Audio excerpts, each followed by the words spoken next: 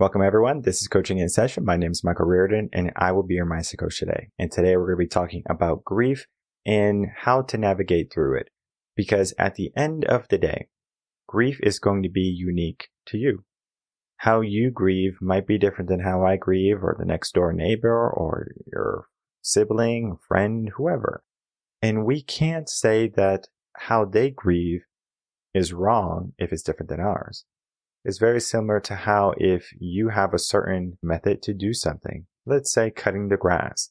I know there's people who do like horizontal, some people do diagonal lines. I even know some people who do circles. So they do circles on their lawn, right? So you have 3 different types of lawn. And I know this is kind of skewed. Like, why are you talking about lawn? We're talking about grief. It's because those 3 lawn types, you might have a preference for. How you grieve, you might have a preference for. You might say, I'm going to go out and I'm going to party. I'm going to go out and I'm going to go travel. Or I'm going to, sit in my room and watch movies. Or I'm going to, write and I'm going to journal. I'm going to, paint, or I'm going to go play music. There's no right or wrong way to grieve. We do have to look at the aspects of grief, though. There can be things that happen during the grieving process that can create a detrimental type of situation for us if we allow it to happen for too long. Think of it as an alcoholic beverage. If you're at a wedding and they do a champagne toast to celebrate the bride and the groom, you're not going to say, well, I don't want this sip of alcohol because it's going to mess me up or something. And it might. I'm not saying that it won't. But to say that the one sip to celebrate it, and it doesn't even have to be alcohol, to be honest, you can still do the celebration with a cup of water or juice or soda, whatever. You get to decide. But it's the aspect of that moment where you're focusing on one thing. The alcohol might be bad for you in the scheme of alcohol, because it's not good for the body. But in that moment, it was good. Sometimes in grief, that bad thing that we do, I'm not saying I'm going to say that you should be doing it. It can be good. And I say this in a mindset way because we don't appreciate the good sometimes until we get the bad. The moments in our life that we don't like, the failures, the fears, the dejection, whatever that goes on, we appreciate the good side more. And that happens in life. When we lose someone, we pay attention. But are you truly paying attention? Today, we're going to be learning how to pay attention and the aspect of grief and how to move through it. Because at some point, we will all experience this. Can you and are you ready for it? And whether you're ready or not, we're going to be doing that with my guest, Angela Clement.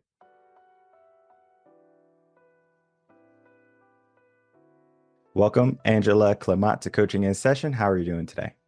I'm doing great. Thanks for asking me, inviting me here. It's great. No problem. I love to have different coaches of different walks in life come on Coaching in Session. I don't know if you tuned into any of the episodes or if you just know the mission here at Coaching in Session is that we bring on different coaches because everyone is going to be having a different walk in life. And not everyone, because I'm a mindset coach, not everyone's going to have a need for a mindset coach. Not everyone's going to have a need for a relationship coach. Think of it, they have a very good relationship. And the same thing is true in your work. You're a grief coach. And not everyone at every moment is going to need a grief coach. But at some point, everyone will experience grief. We might not be paying attention because we have the ones we love around us. Maybe we have lost someone and we have healed from that wound, but we go through it. In our world today, people are not told and taught how to grieve. They do it sometimes in a destructive way.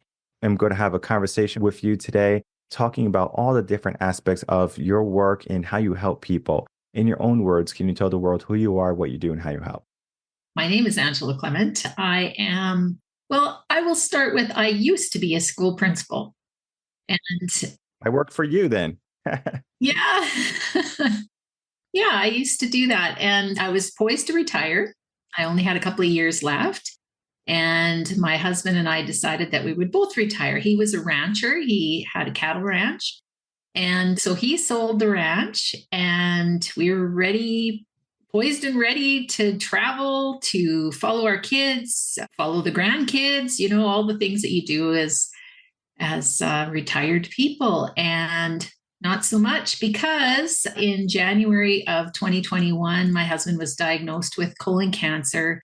And then in October, he passed away. It really, and as people who are going through grief know, it changes your life, especially when you've got some kind of a loss as big as a spouse. From there, I decided to pursue an interest in energy healing. I'd had that for a while, and I took some classes. And one of the classes that I took was with Adrienne Blackwell, and she taught me how to do a summit. I started a grief summit. I interviewed 27 experts in grief. And through that experience, which I absolutely enjoyed and was so surprised at how much I enjoyed it, because I'm really not, even though I was a principal, I wasn't one of those extroverted type of people that would go seeking others to meet, right? And in doing that, I realized that it was really helping me a lot to learn more about grief and what I was going through. And it was helping for others to hear the stories of people who had been grieving and transformed their lives. And it led me to do 3 more. And so through that, I built a community, and I decided to take my grief certification from the lady who I was taking the program from. Here I am today. I'm still interviewing people in grief, learning their stories, and I now do one-on-one coaching as well as group support. So what I do. One of the questions, and this might be a silly question, is when someone has gone through a loss. So like, let's, use the example of your husband. Typically that's information that a person will say, "I'm sorry for your loss." Is there a better way to say that? Yeah, well, I'm sorry for your loss works for sure. It's when we try to say that we understand, or we try to make it better by saying that he's in a better place. There's all of those kinds of things that people who are in grief understand. It's really hard to take some of that. But being sorry for someone's loss and just being with them and letting them know that you're there is really all that is required. And so less is more sometimes when it comes to that. Maybe like saying, "I'm with you." Yeah. That's powerful, I think, because when someone tells me they lost someone, one of the first things that I think about is, "I'm sorry for your loss." And it's just one of those static things of, let's say, you wake up in the morning, you see your neighbor, "Good morning, how are you doing?" Right? "I'm good." So it's like a typical conversation. But in the moment, when someone's truly going through it, they need something more than just the blanket band-aid thing, the surface level thing. They need something deeper. And just the aspect of, "I'm here, I'm with you," that could be more meaningful than saying, "Well, I'm sorry for what had happened," because we are not told and taught how to grieve. It's just one of those things that, hey, we face it when we must.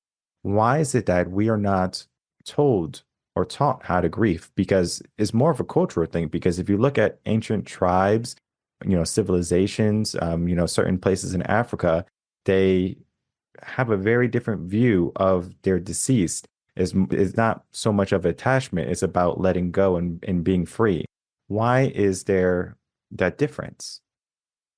Yeah, I don't know why in our Western world we decided that grief was something that you didn't talk about, you didn't address. It was something you shoved underneath the rug and you kind of let people just figure it out on their own. Because, yes, you're right. In other cultures, it seems like they all have their process. They have that ceremony that they go through, they have time set aside for you to go through all the emotions that come with grief, and they embrace it. And I think that's part of my message, is that grief is really not something that we run from. It's something that it's a process that helps us heal. I see grief as a pathway to healing and to transformation. And so it's not something to run away from, it's something to embrace. There is a process, I believe. And when we think about a process, we think of it as a step by step thing. So you do this thing first and you do this thing first. And in my coaching work, I mean, we have things that work like journaling and we just, talk and we have different tools to help us on our journey to progression.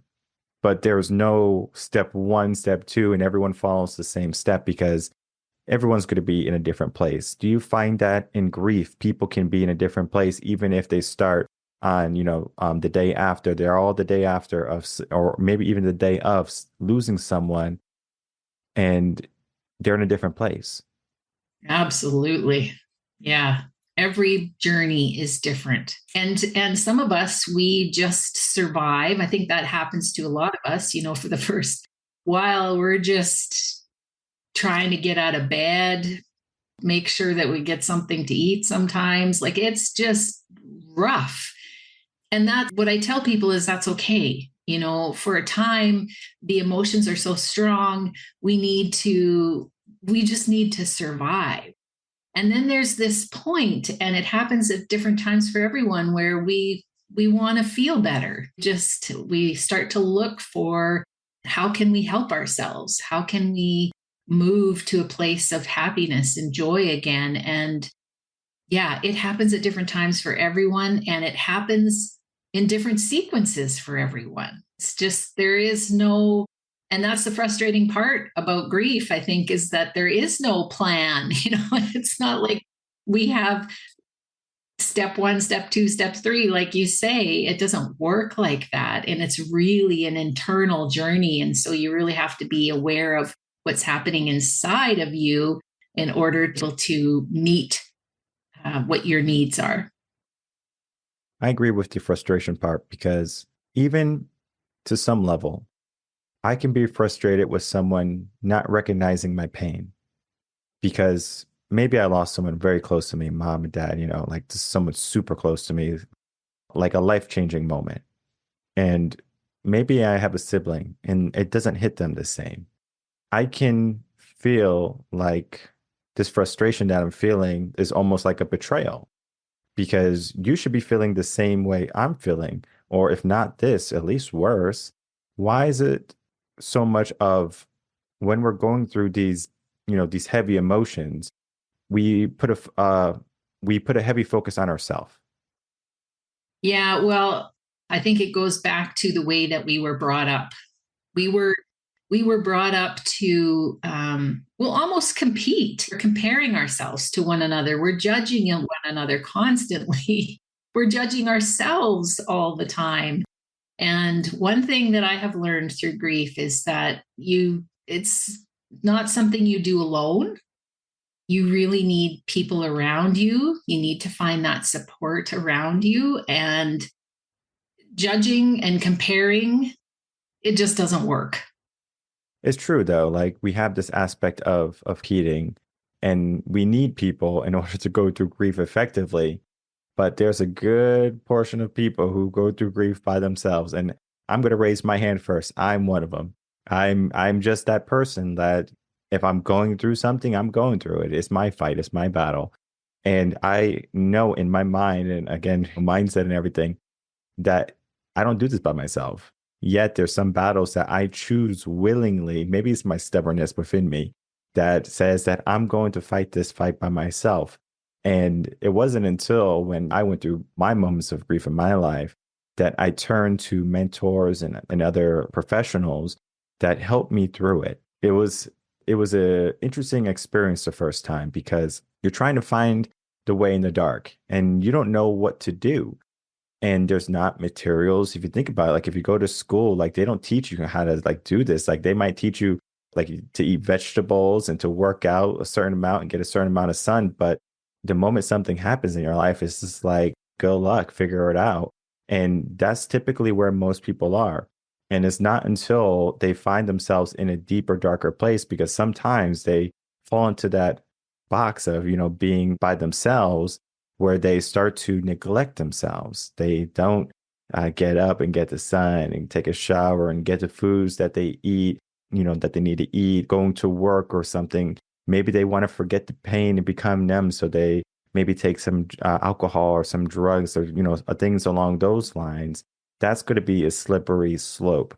Do you find that people will do that more readily to try to cover it up, the pain and the sorrow, rather than dealing with it?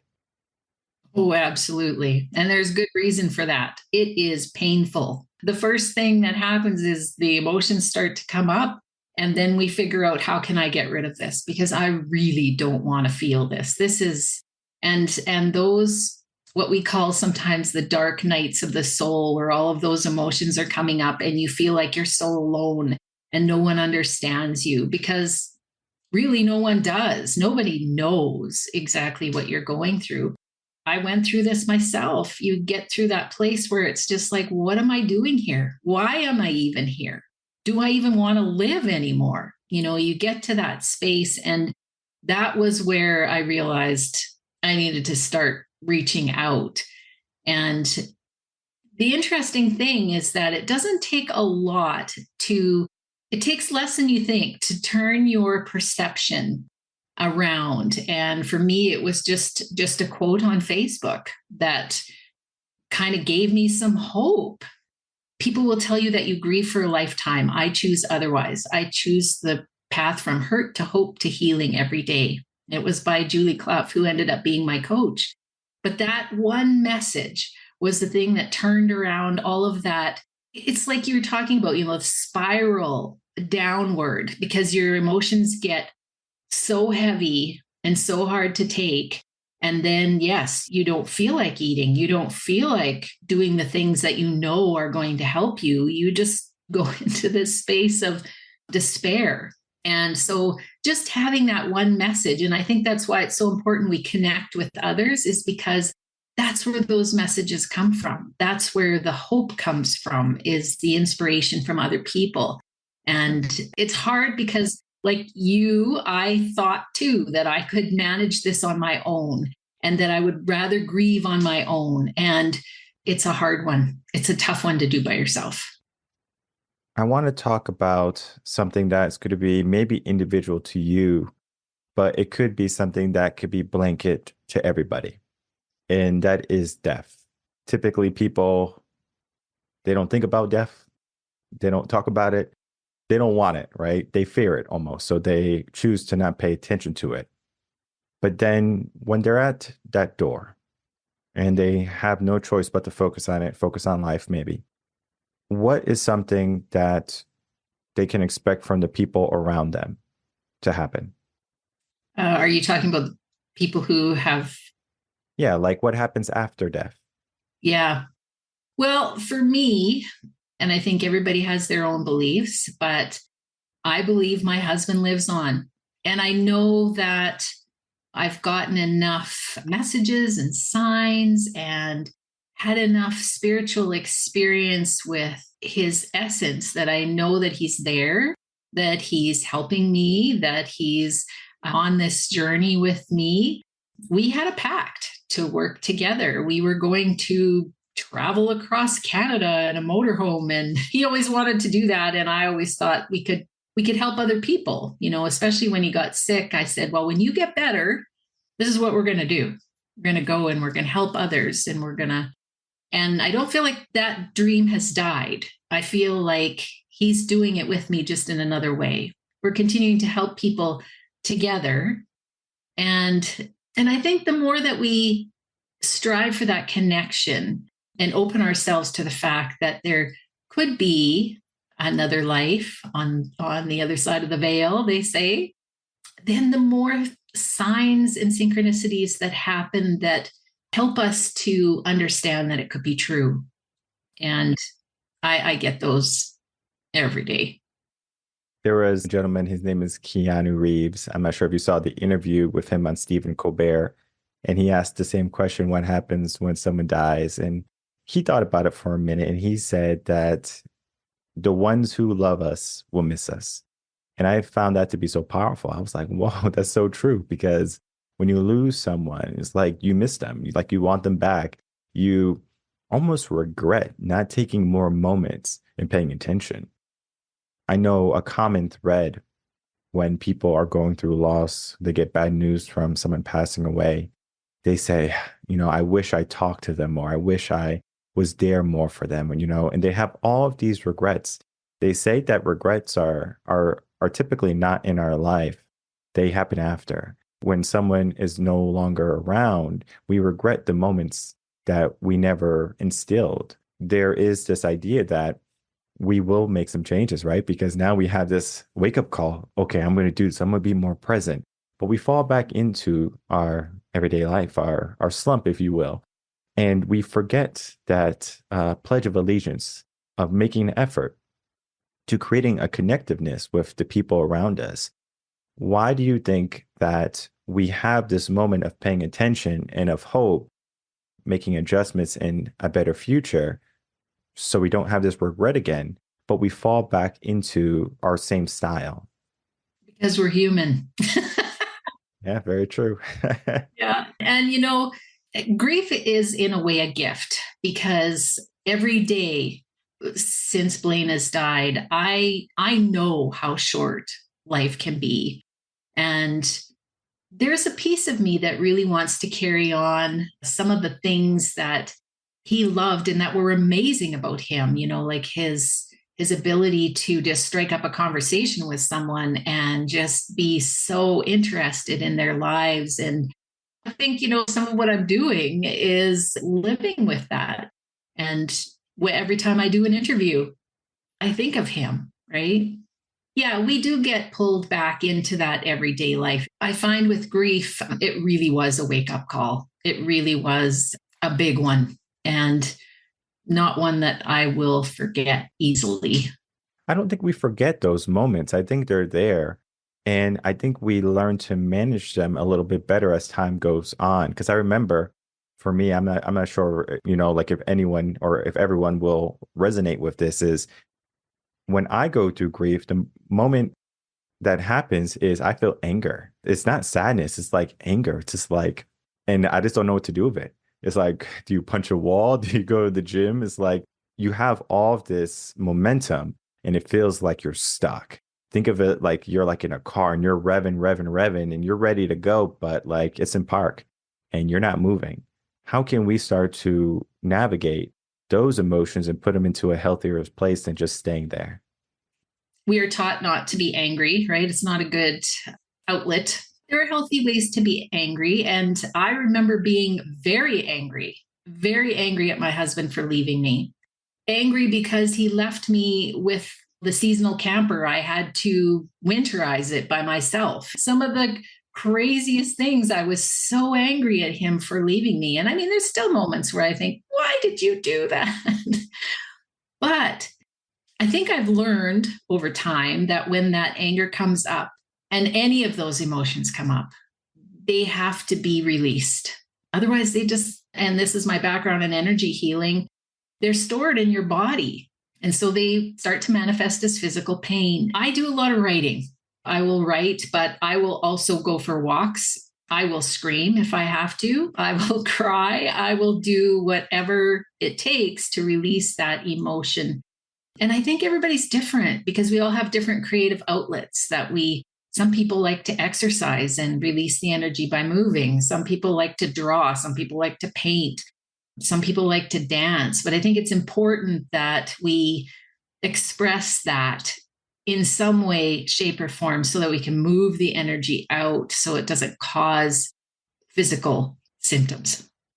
Yeah. And I'm so happy you brought that up about the idea of energy and how we can release it in different avenues. So if you're a painter, if you are maybe a gym goer and you go to the gym, you do yoga, things along those lines. One of the things I think about when we have emotions and thoughts in our mind is very close to what the monks and the Buddhists believe. It's like we treat it as a leaf on the river, and the river is always moving. And sometimes we want to focus on that leaf. We wanted to say, I'm focusing on this leaf. I'm focusing on this moment. And they say, well, that moment has already gone. There's new leaves here, and we have these new moments. And we fail to pay attention. And I think one of the gifts of grief is that we can learn the two. And so it's kind of like the yin and the yang. It's like we can focus on, that moment, that grief, but then we can also move on to the next. And then the more you do it, I'm not saying it gets easier, but we become to manage it better. Think of it as if you start your own business. Maybe in the beginning of starting your business, you don't know how to do the books, accounting, stuff like that. Maybe you're not really good at creating websites or social media. But with time, you get better. You become more skilled. You become more, adept in it. And we learn ourselves better as we grow. However, not everyone takes this path of learning. Some people say, I'm going to stop learning once I'm out of high school. I mean, it can happen even before that. But high school is going to be our set point for at least today, where they say, I'm not going to do any more reading. I'm not going to do any more learning. And that becomes a detriment to themselves because they fail to learn about themselves. They fail to understand what makes them tick, what makes them who they are. And it makes them almost robotic in a sense because they just become this regimented individual. And the moment a wrench is thrown into their life, everything is thrown off of whack, like their whole conveyor belt to how they were living is gone. And now they're just confused. They don't know where to begin. How do you help people begin? For me, those things come up all the time. And I think they do for everyone else too. You have disappointments that come your way. And the first reaction for me is always, I want to either feel sorry for myself. Why did this happen to me? You think that there's the outside world's out to get you, all of these kinds of emotions and things come in first. And I like to allow that for a while. I think that our human selves need to acknowledge that those feelings are valid, especially when things happen. And then at some point, we have to think about, what's next, because like you say, the river's flowing. So you want to hang on here or do you want to keep going with the river? And it's a lot easier to flow downstream than it is to hang on to the rock for however long. It's like acknowledging that those things happen. And, I had a tough blow this morning, actually. And I was just thinking about it. I was really pouty about it. I've allowed that. I've allowed myself to be that way. And at the same time, I know that as I allow those feelings, they will pass. I will find my way through, find the next step. And even if I have to ask for help, which we find it hard to do that too, but even if I do, I'll be okay. I love what you said for a while because it's one of the sayings that I know many people who follow mindfulness use. They say for a while. What does a while mean? Because it can mean anything. It can mean 5 minutes, it can mean 10 minutes, it can mean an hour. And it's flexible for a while. Because if I ever ask someone to sit with me for a while, it's until maybe we become uncomfortable or maybe we get hungry and we talked a good amount and it feels good to leave. So it's one of those things because one of the reasons I'm saying this is because people who listen, they like concrete sometimes. They want, how long should I feel this way? More so than be this way for a while. It's flexible, right? Because a while could be 3 months. A while can be a year. I mean, it's a long time, a year, but it's flexible because a moment for you is your moment.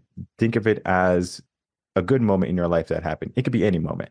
For my mom, maybe it could have been, having her kids or seeing us graduate from kindergarten. It could be anything.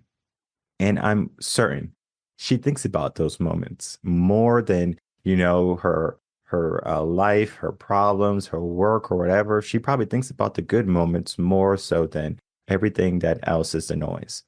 And she sits in those moments, I'm sure, for a while. And in a sense, we have that same ability to sit into the good moments.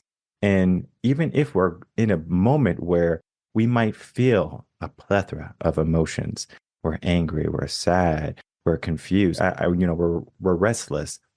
We learn to pinpoint, okay, this is, how I'm feeling.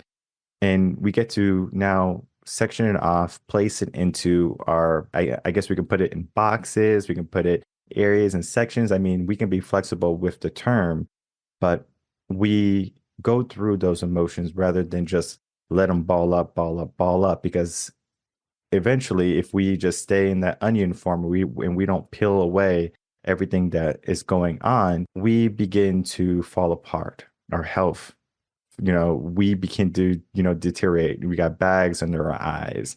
We have, moments where we feel fatigued and lethargic because we're not taking care of ourselves. And then one of the things I began to ask myself is, would that person want me to be this way? And typically the answer is no. I say, what can I do to carry on in their footsteps so I can carry on in their good name, to continue with all the things that they have instilled into me? Because if you lose someone that you truly love, I mean, they have that character that was instilled onto you. Grandma, grandpa, mom, dad, husband, wife, they become a part of you. They are a piece of that puzzle. And I mean, I'm not talking about the aspect of, once that piece is gone, it's just a hole in your life forever. We learn to appreciate that because we have learned to dwell within that person. And as you said early on, he's with you. He's not gone and, he's forgotten. You have, I'm sure, his voice within you that is there, that is pushing you to be better, to help people also to go through these hard moments. Because we can easily say, well, it happened, life happens, and kind of move on. For the people who truly love us, they're always going to be there, even if we don't see them every day, if we don't visit them, they're still within us. And I believe that too, because if we are just going to say that life is okay, you're just here in your physical body, and then all of a sudden, there's nothing else, then why are people enthusiastic about being better and enhancing their life? Because then we look at the means to the end. What is truly the end? Is everything forgotten? But there is meaning that is created. And one of the things I say is this: life has no meaning, but in life, you have the opportunity to create meaning. What is your definition on life's meaning? Oh boy, that's a big one. This will probably be the last question. I know they're big ones. Well, I think everybody's meaning is different, but we definitely are always striving to make meaning from everything that happens. And the way that we do that is by just feeling into our own passions and our own desires and our own joy. I will give an example. My husband loves steak. He would barbecue a steak.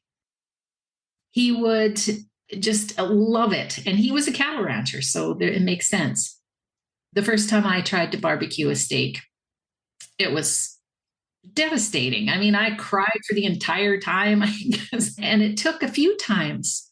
But now when I cook a steak, it just feels so, I have so much gratitude and appreciation for what he enjoyed in life, the things that he loved, the people that he met, the sports that he participated in, the kids that he influenced. Like, it was, he brought so much joy to all of those things. And so when I live my life now, I think about that.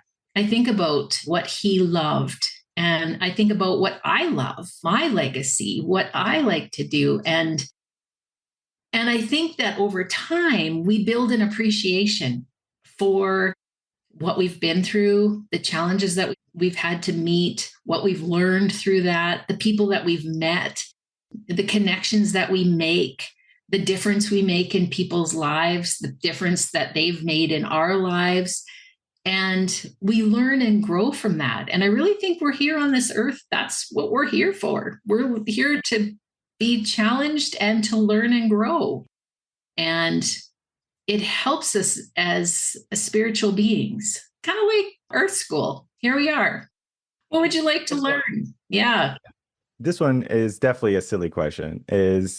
We're experiencing all those emotions when you're grilling the steak the first times. Now you have learned to manage it.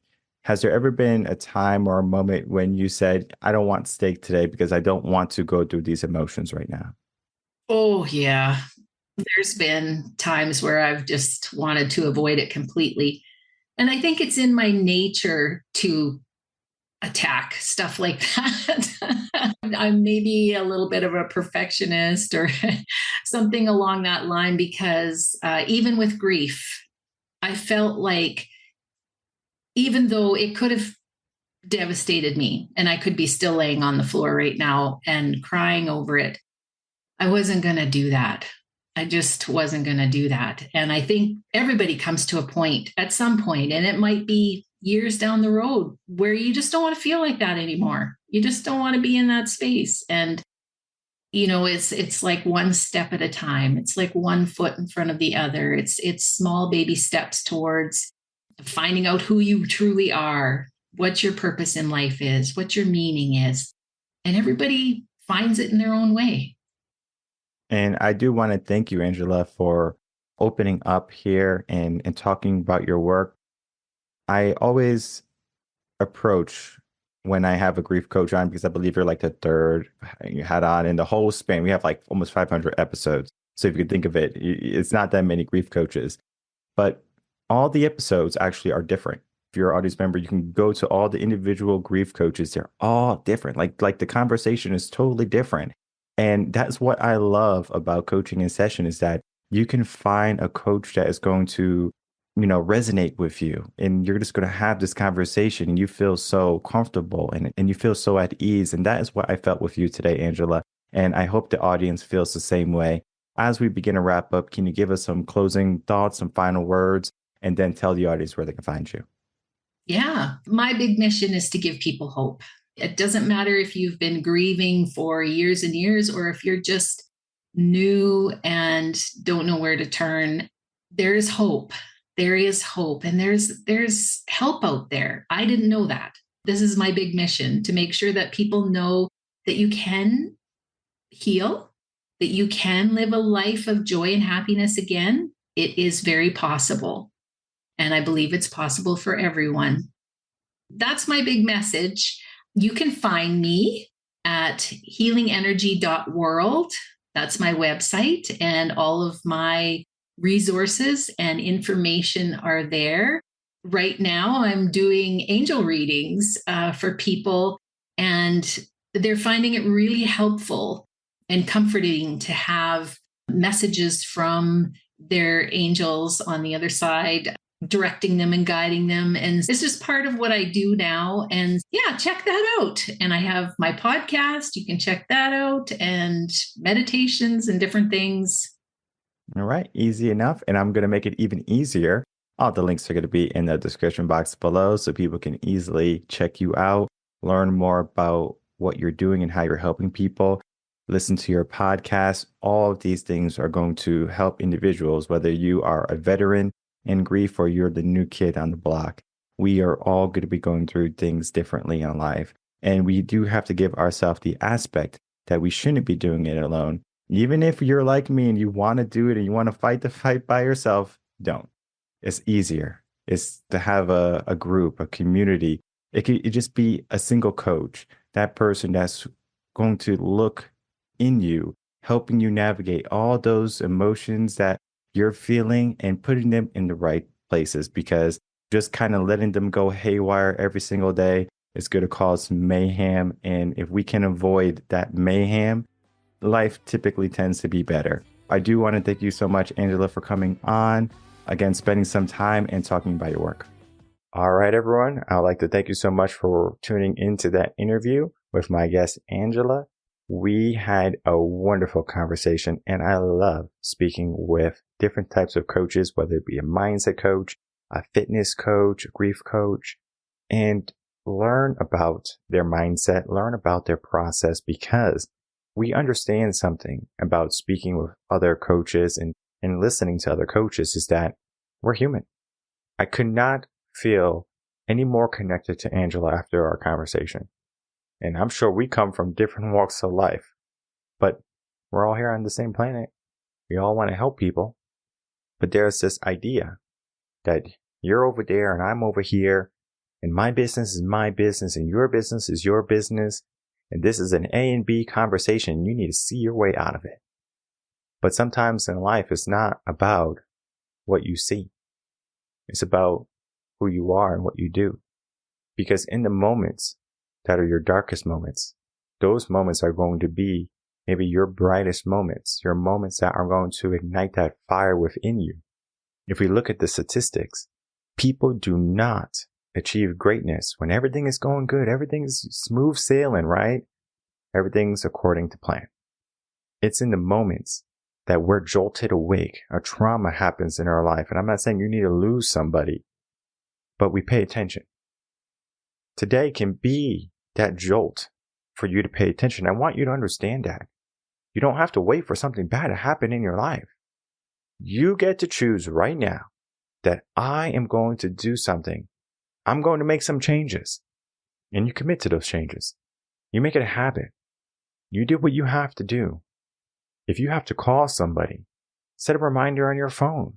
If you have to be there for someone, make sure you show up. Because it's easy to get distracted. My life is extremely busy. It's difficult, especially when you are a father, you're a husband, you're a son, you're a brother. You got a lot of things to juggle. And then I even give myself the aspect of being a coach to individuals in groups and organizations. It's a lot. It's stressful. But I pay attention.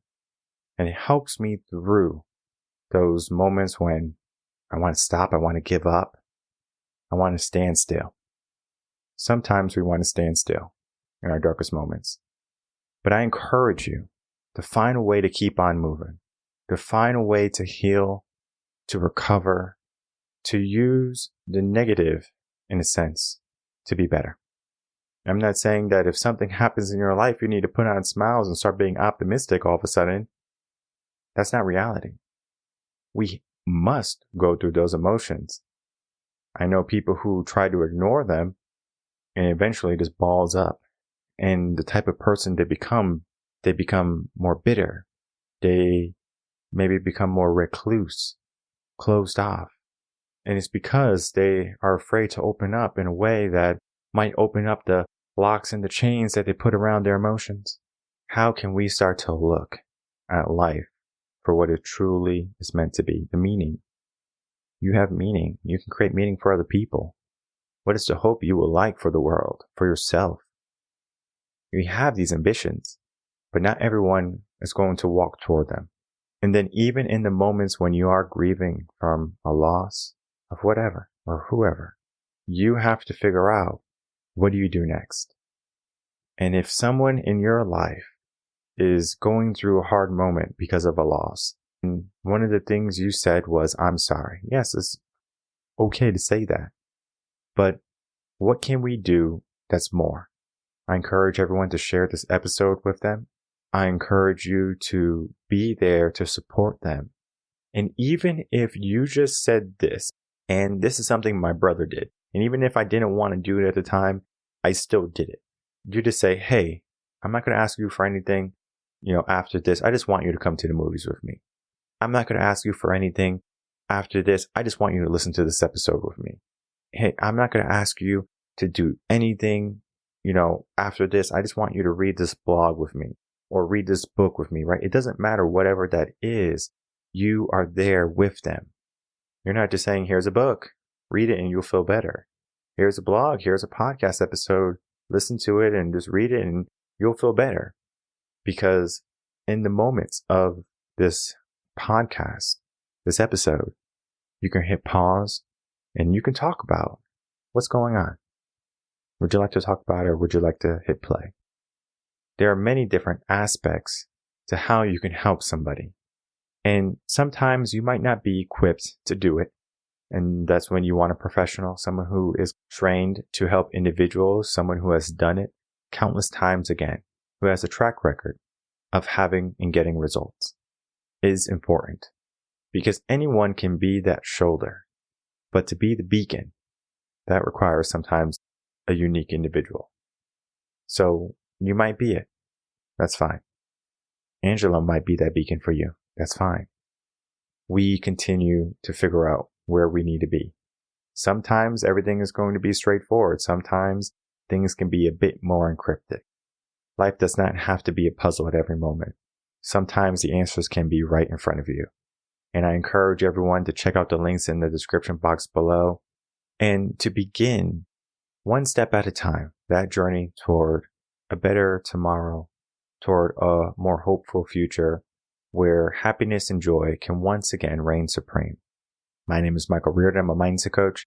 If you have any questions, email me coachinginsession@gmail.com, and I will see everyone on the next episode of Coaching in Session. Until then, everyone take care.